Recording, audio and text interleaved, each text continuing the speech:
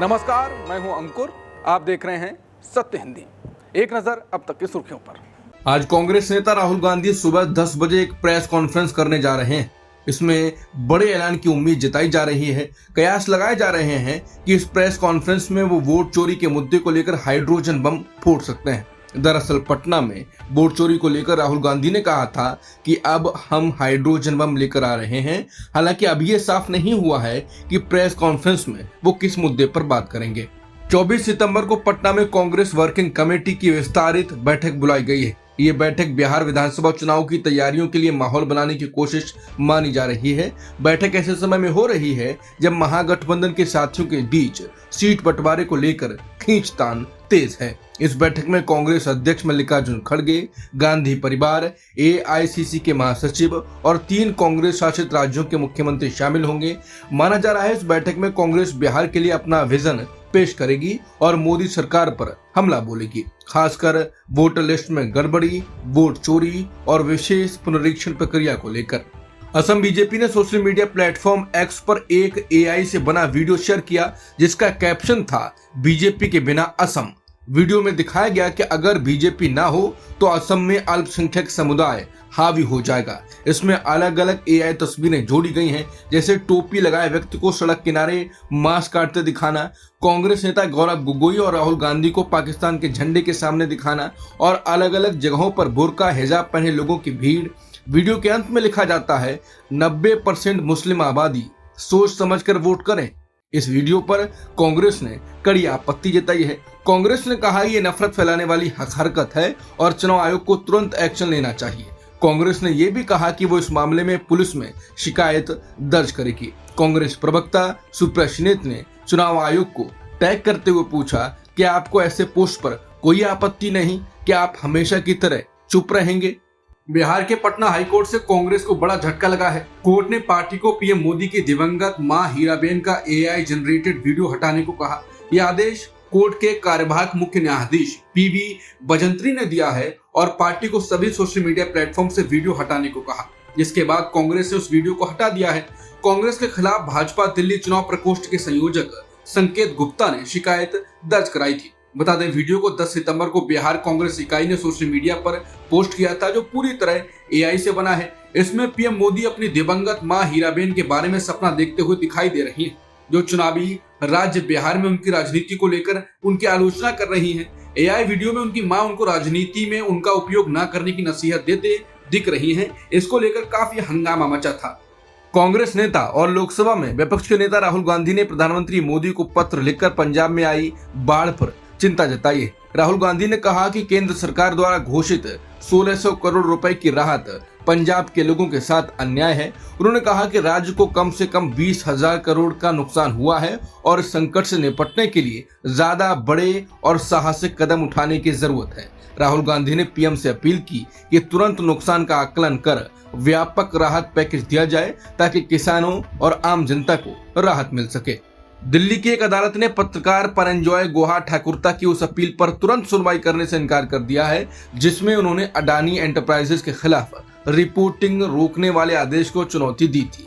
Rohini court के जिला जज राकेश कुमार सिंह ने कहा, ये मामला जो 6 सितंबर के आदेश से जुड़ा हुआ है, अब 18 सितंबर को सुना जाएगा, यानी आज। उन्होंने कहा कि कल सुबह 10 बजे सुनवाई होगी। जज ने यह भी कहा कि अगर आपका क्लाइंट यानी पत्रकार 2 दिन तक कुछ प्रकाशित नहीं करता तो क्या इससे उसकी जान चली जाएगी?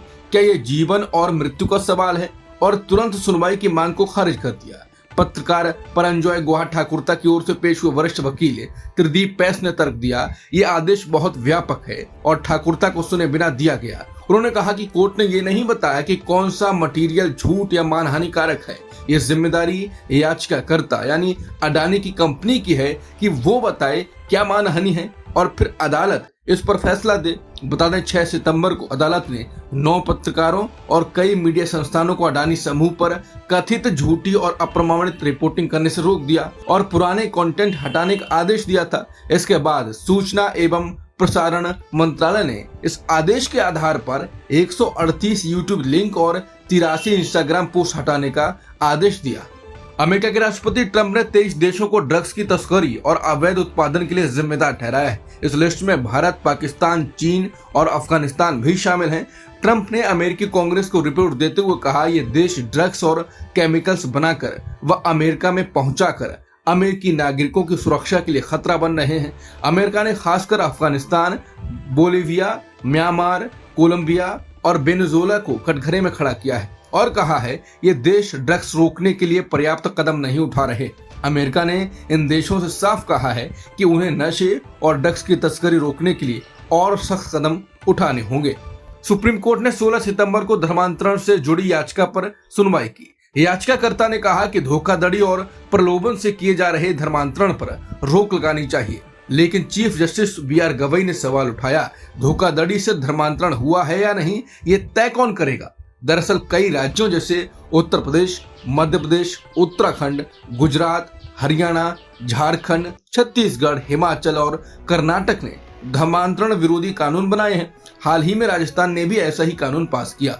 NGO की ओर से पेश हुए वकील ने कहा, इन कानूनों को भले ही धार्मिक स्वतंत्रता कानून कहा गया है, लेकिन हकीकत ये है कि ये धर्मांतरण रोकने वाले कानून हैं। अब सुप्रीम कोर्ट इस मुद्दे पर 6 हफ्ते बाद फिर से सुनवाई करेगा और तय करेगा कि इन कानूनों पर रोक लगाई जाए या नहीं।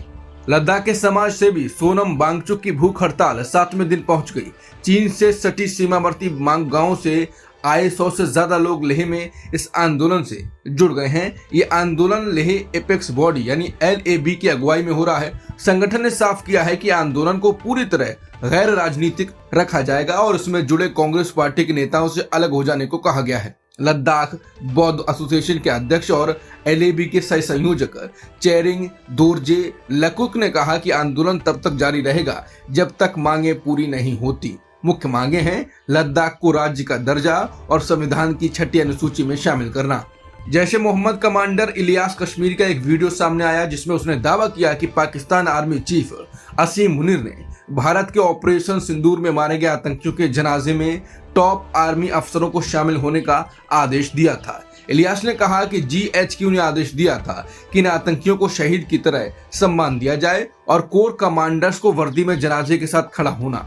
इतना ही नहीं, उसने ये भी स्वीकार किया कि उसका सरगना मौलाना मसूद अजहर भारत में हुए कई आतंकी हमलों, जिनमें 26/11 मुंबई हमला भी शामिल है, उनमें सीधे तौर पर शामिल था।